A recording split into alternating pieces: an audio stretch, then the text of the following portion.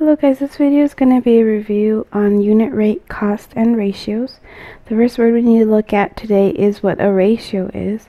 A ratio is a comparison of two quantities by division, and there's three different ways of representing them. That's why I show you there three different things. One in blue, which is the 3 to 5. That's one way to write it. You can also write it with a colon, which are those two little dots. So 3 to 5 is another way to write it. And then you can also write it as a fraction form, which is in the green, which is 3 over 5. The other word we need to know is equivalent ratios. Those are ratios that are equal to the same value. So if I was to actually get the decimal version of this, I should be getting the same value. Or you could even think of it, for example, 4/10. If we were to simplify this in simplest forms, we would be getting 2/5. And, well, 2/5 is equal to 2/5. So I know that they have the same value. Another word that we need to cover is a rate. A rate is a ratio that compares two quantities with different units. So there's a rate and then there's ratios. Ratios are going to be comparing things that have the same units, like hours and hours. And then a rate is going to have, it's still going to be comparing two things, but it's going to be with different units. So I gave you an example here. We have $25 for 5 hours babysitting. So here we are comparing dollars per hour.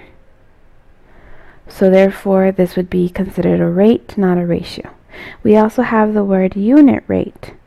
Unit rate is the rate per one unit. Okay, so anything with the denominator of 1 is considered a unit rate. One example of this is $10 per 1 hour. And we don't actually normally say per 1 hour, we just say per hour. But that is considered a unit rate. Then we also have the word 30 words per minute or 30 words per 1 minute. That would be also considered a unit rate. Then we have the word unit cost. It's also like the unit rate, but the only difference is that it's dealing with cost. So it's the unit rate that gives you your cost. Okay, and I gave you an example, $2.99 per pound. Since it's dealing with costs, it's called unit cost, not the unit rate.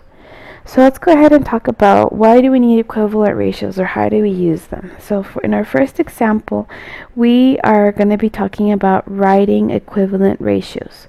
Okay, in the first example it says Susie reads 50 pages per hour. Write as a ratio in all three ways. Okay, so I know that she reads 50 pages per 1 hour. That's one way I can write it.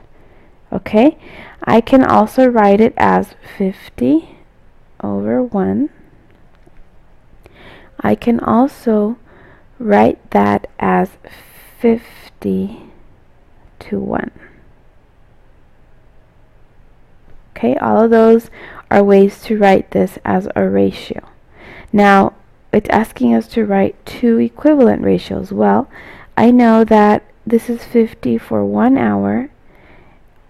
I could also say that this would be 100 pages in 2 hours. I could also say that this could also be 150 pages in 3 hours. So those are two equivalent ratios. Right here is one and right here is another one.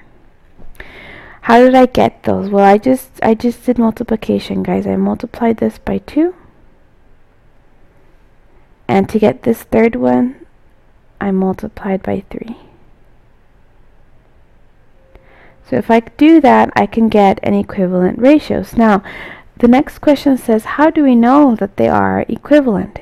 If I was to give you two ratios, for example, 2/3 and 6/9, and I wanted to ask you if these were equal to each other, there's two ways you could do this. The first way would be to actually divide and get a decimal form. But there's an easier way to do this.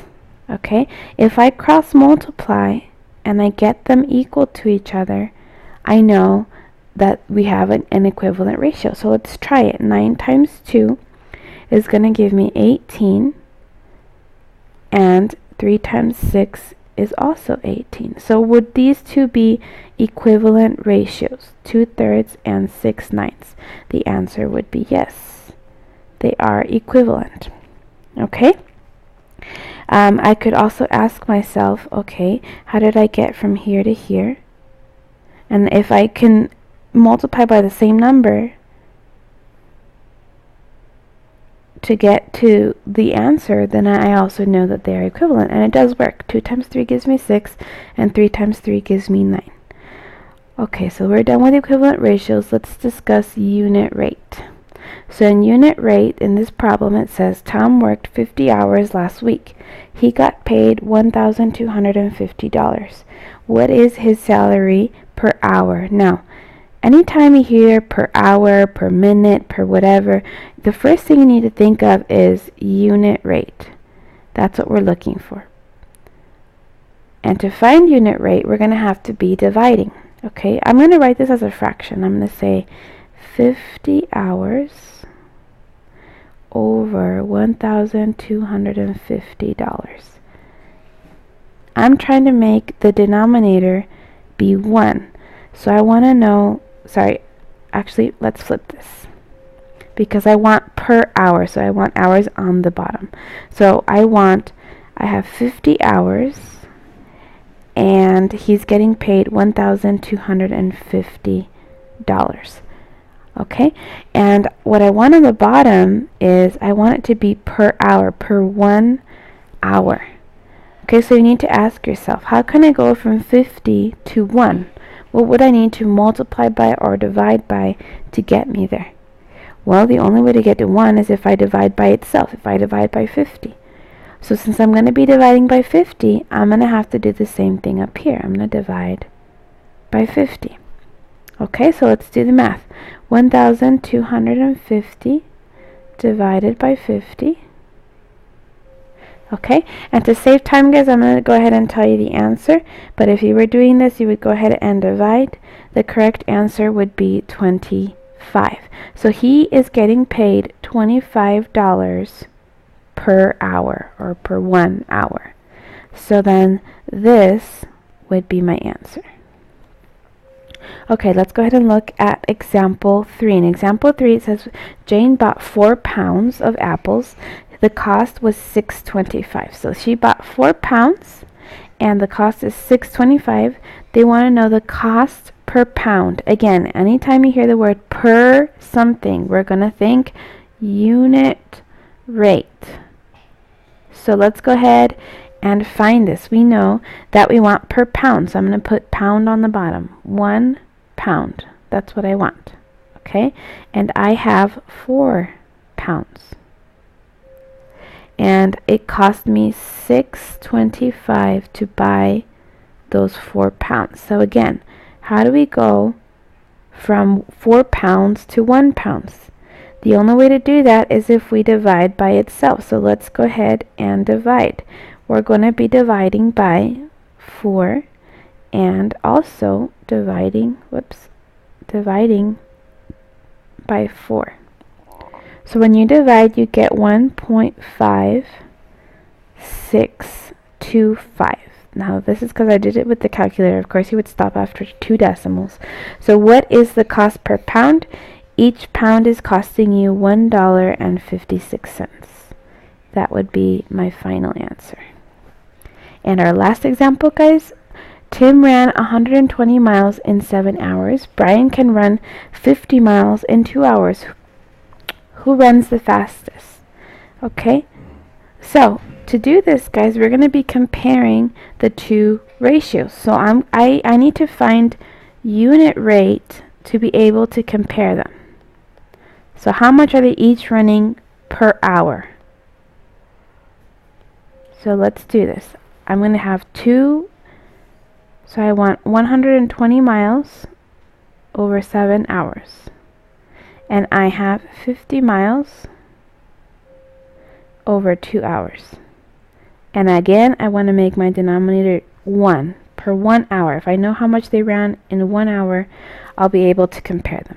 So how do I go from 7 to 1? I can divide by 7. How do I go from 2 to 1? I can divide by 2. So I'm going to go ahead and divide both. So let's go ahead and divide 120 divided by 7, and we get 17.14 miles. If I do 50 divided by 2, I get 25 miles. So Tim is running 17.14 miles per hour, and Brian is running 25 miles per hour. So who's going at a faster rate? Brian, because he is going faster. He's running at 25 miles per hour.